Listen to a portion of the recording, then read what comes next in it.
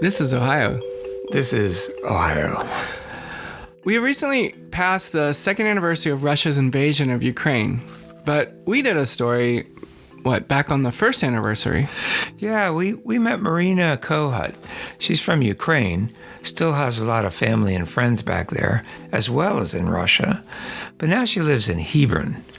She'd spent the year doing a lot of activism in support of Ukraine. We thought we'd talk to her to find out how things were going. We also went to see the Lviv Symphony Orchestra together. It was incredible to sit with her and other native Ukrainians as they listened to music performed by an orchestra from their homeland.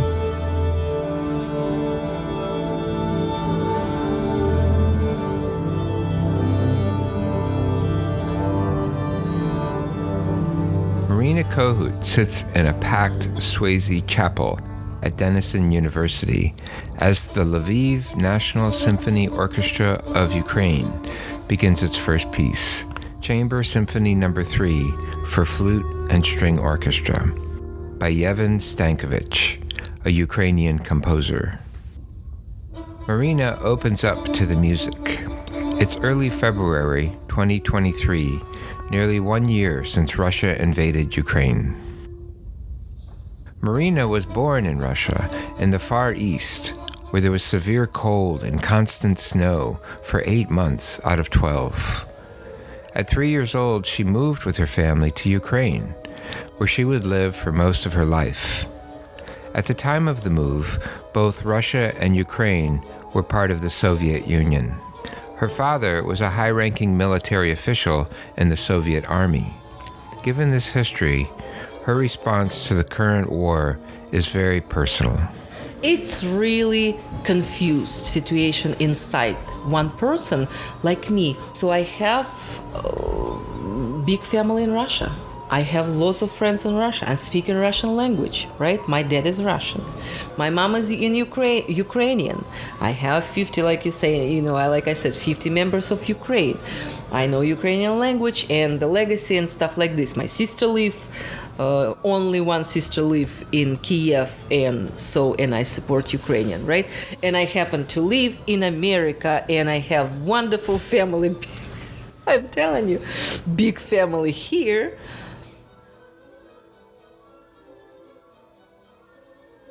It really hurts, I always opposition, I always, if somebody would tell me, I'm traveling somewhere, say, oh, we know American, I'm opposition, I will be defend, American. If somebody up here say, oh, even right now, blah, blah, blah, you see, Russian is terrible and stuff like this, it hurts me, surprisingly, which is I want a peace, right? I'm on the side of Ukrainian. I'm gathering money and send it to Ukrainian family and stuff like this. But if somebody would say mixed up, which is, I know in this situation, it's so easy to do. I always would say, I divide, and I learn to divide, because I know from inside situation, what does it mean people, ordinary people like you and me, right? And what does it mean politicians, their games, what they doing, how they ruling. It's absolutely two different. Putin, it's not Russia. Putin is Putin, and it's need to be clearly understand.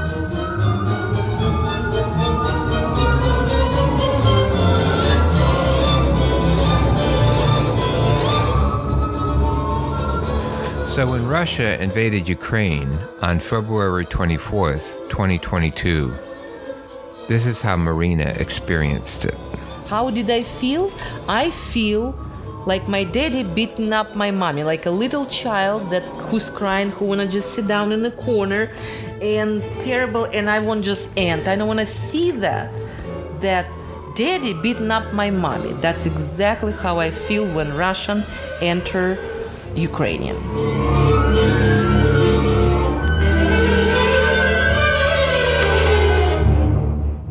Immediately following the invasion, Maryna's mom, who was visiting with family, was unable to get back home to Crimea. Family had to find a safe place for her in Kiev, and then they had to get her out of Kiev to the western part of Ukraine. And then it's less and less people. This is house bomb, this is across the street, and people starting left. And my mother handicapped. And she said, no, I'm not gonna go.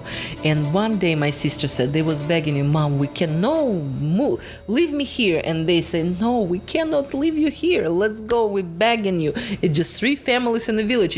We're already scared to be here. If they're gonna come, we don't know what they're gonna do, which was a really thought, because when they come, it was a terrible thing happen with everyone, who whatever they see. So bombing one day was so bad that so Mom, who's handicapped, was alone in a big house, which is for them was worry when they come back. Is it will be house? Is it will be Mom inside the house?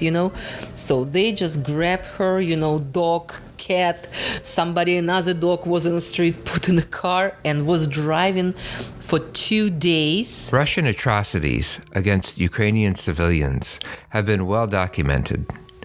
Maryna's family has not had the boots on the ground to be affected by these horrors directly, but they have been affected indirectly and with traumatic results. Let me tell you what I'm saying. How do they feel? The people, my family, they was not sit on the ground like relatives, like friends. They didn't die underground. They didn't see how children died. They didn't see how was children raped. They didn't see how, was killed people in Mariupol when everybody was with clothes, up here, mouth was, with tape, hands was behind tight, right? And everybody was shot, in the forehead, just shot. Piles of the people. Piles and piles of people. They didn't bury these people just on the street, because somehow need to bury these people. Their friends did. And their friends was saying, and when my sister was gone, and she listened and she said, I don't believe you. Your brain cannot comprehend it.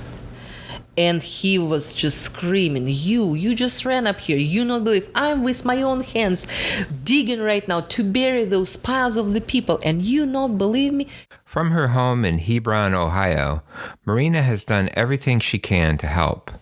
That means raising awareness of what's happening, raising funds for those suffering in her home country, and even counseling family and friends during late-night FaceTime sessions, since Maryna is a psychologist. So my relatives didn't see that, but when they was driving, they saw dead people, they saw tanks, they saw no buildings, nothing, everything burned, everything flying like dark, some kind of smoke, and you driving through.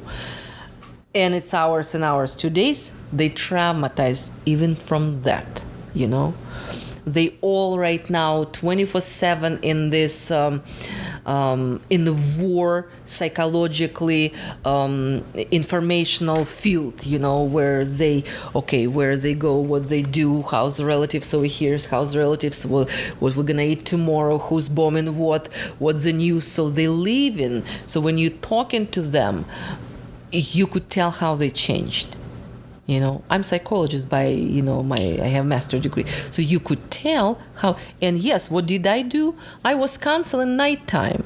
I was counseling, I was involved in all this information, and I don't know where to run because this is screaming, they took my husband. This is, I'm scared I run and I don't want to give my husband. I'm pregnant where I will be giving birth and stuff like this. We're right now on the ground, we're scared. So I was counseling and trying to listen and calm down my relatives back and forth during the daytime. I was speaking, raising money. So, and then at certain point, I started to be really sick. I started to be weak. I didn't have energy. It just swallowed me, that war. And I feel like, wow, I need to really focus.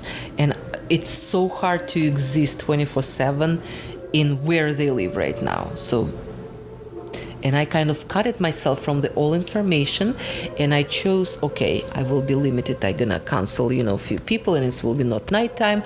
I will be raising money, but including my peaceful life. Since God gave me opportunity to live on a peaceful land, well, I was feel guilty to eat. I was feel guilty to celebrate birthday of my son. I was feel guilty to laugh. You know what I mean? I'm guilty. I'm stopped doing Facebook because I'm guilty to show, I don't know, my breakfast or whatever I usually show. You know what I mean? Because I always think, how's people over there? So I stop all the social media and stuff like this.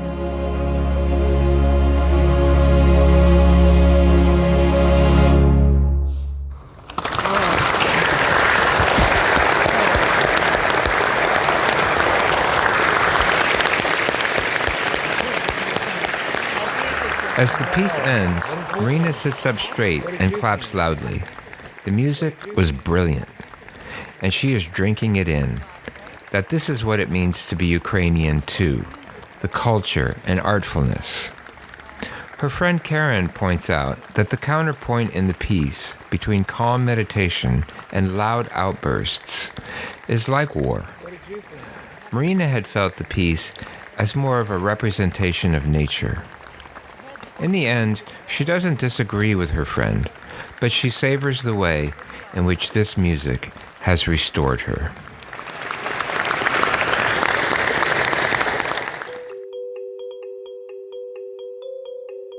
Music in this story is of the Lviv Symphony Orchestra, used with their permission.